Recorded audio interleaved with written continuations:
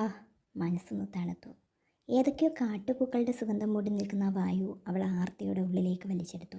എന്നും പ്രകൃതി തൻ്റെ കൂട്ടുകാരിയായിരുന്നു. നനച്ചിരിക്കാത്ത സമയത്ത് തനിക്ക് നഷ്ടപ്പെട്ട കോളേജ് ലൈഫിനൊപ്പം തന്നെ ആ കൂട്ടുകെട്ടും അകന്നു പോവുകയായിരുന്നു. അല്ല, മനഃപൂർവ്വം അകറ്റി നിർത്തുകയായിരുന്നു താൻ. തനിക്കിഷ്ടമുള്ള ഓരോന്നും അറിഞ്ഞുകൊണ്ട് തന്നെ ഉപേക്ഷിച്ചുകൊണ്ടുള്ള ഈ ഒരു ജീവിതം താൻ ശീലമാക്കിയിട്ട് വർഷങ്ങളായിരിക്കുന്നു. ഇതിപ്പോൾ താൻ ആ പഴയ 18-കാരിയാകുന്നുണ്ടോ? താൻ ഉപേക്ഷിച്ചതെല്ലാം വീണ്ടും തന്നെ തേടി വരുന്നുണ്ടോ? മനസ്സും കണ്ണും നിറഞ്ഞു തിരിഞ്ഞപ്പോൾ കണ്ടു ഗിരീഷ് തന്നെയും നോക്കി ഒരു പാറയിൽ ചാരി അങ്ങനെ നിൽക്കുന്നു. വർഷങ്ങൾക്കിപ്പുറം ഒരിക്കൽ പോലും തോന്നാത്ത ഒരിഷ്ടം രാഖിക്ക് അവനോട് തോന്നി തുടങ്ങിയായിരുന്നു.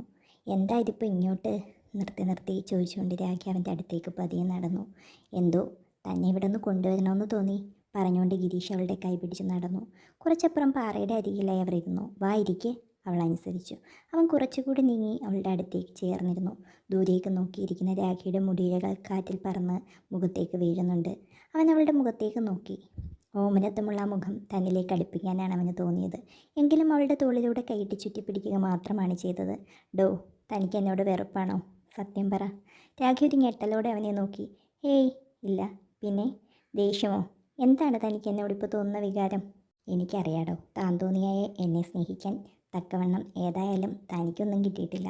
അവൻ്റെ ശബ്ദം ഇടറുന്നുണ്ടോ? അവൾ പതറി നോക്കി. അവൻ തുടർന്നു. തനിക്കറിയോ, ഡോക്ടർ ഗിരീഷ് എന്ന വ്യക്തിയെ മാത്രമേ എല്ലാവർക്കും അറിയുള്ളൂ. ഗിരീഷ് എന്ന ആളെ ആർക്കും അറിയില്ല.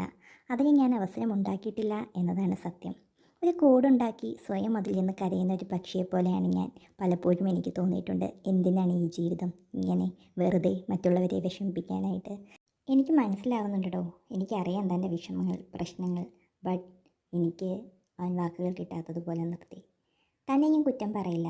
ആത്മാർത്ഥമായി സ്നേഹിച്ച ആളെ നഷ്ടപ്പെട്ട വേദന എനിക്ക് മനസ്സിലാവും നന്നായിട്ട്. ഒരു പക്ഷെ മറ്റാരേക്കാളും നന്നായിട്ട്. പക്ഷെ ഒരിക്കൽ തവണ പോലും ഞാനത് പുറത്ത് കാണിച്ചിട്ടില്ല. ഞാനും ഒരിക്കൽ ശംഖു പറിച്ചു കൊടുത്ത് സ്നേഹിച്ചിരുന്നതാണ്. പക്ഷേ അവൻ്റെ മുഖഭാവം മാറുന്നത് കണ്ട് രാഖി ഒരു നിമിഷം ഭയന്നു. ആ മുഖത്തേക്ക് ദേഷ്യം ഇരച്ചു കയറുന്നുണ്ടോ? അവൾ മാത്രമല്ല, അന്നു മുതൽ എല്ലാ സ്ത്രീകളും എനിക്ക് വെറുപ്പാണ്. ആരെയും എനിക്ക് വിശ്വാസമില്ല. അവൻ കിതച്ചു. രാഖിക്ക് എന്തോ പേടിയാകുന്നുണ്ടായിരുന്നു. സർവ്വധൈര്യവും എടുത്തവൾ ചോദിച്ചു, ഏട്ടാ?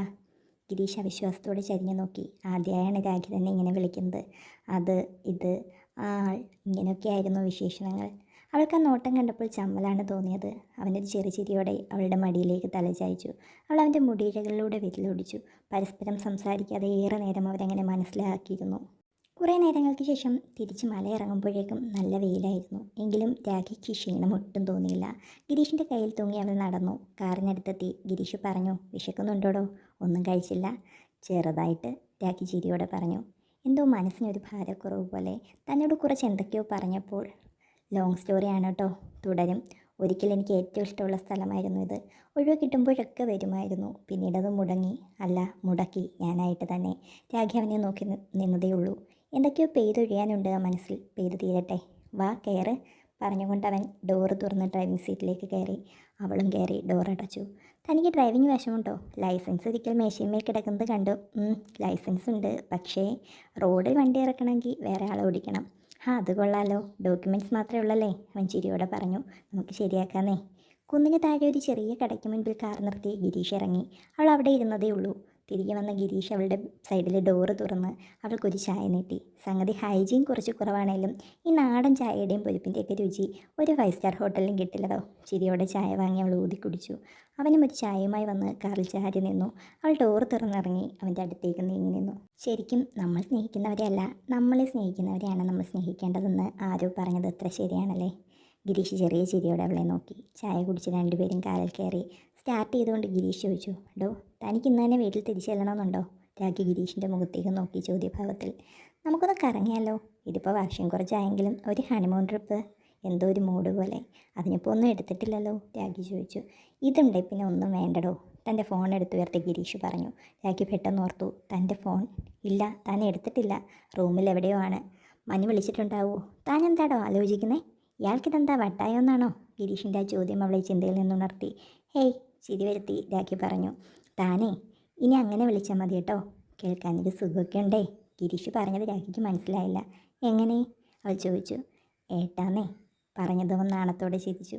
വഴിയിലൊക്കെയും അവൻ ഒരുപാട് സംസാരിച്ചു. രാഖിക്ക് ശരിക്കും അതിശയമായിരുന്നു. സ്വപ്നമാണോ ഇത്? വിശ്വസിക്കാനാവുന്നില്ല. ഇടയ്ക്കൊരു ഹോട്ടലിൽ കയറി ഫുഡ് കഴിച്ചു. കൈ കഴുകാൻ വാശേരിയിലെത്തിയപ്പോൾ കണ്ണാടിയിൽ നോക്കി ഗിരീഷ് രാഖിയുടെ ചെവിയുടെ അടുത്തുനിന്ന് പറഞ്ഞു, താനൊരു കൊച്ചു സുന്ദരിയായിട്ടോ, ഈ സാരിയിൽ കൂടുതൽ. അവൾ ചിരിച്ചു. വീണ്ടും യാത്ര തുടർന്നു. എങ്ങോട്ടെന്നറിയാതെ ഇരിക്കുമ്പോഴും രാഖി കരുതി തനിക്ക് ഇട്ടുമാറാൻ ഡ്രസ്സൊന്നും കരുതിയിട്ടില്ല.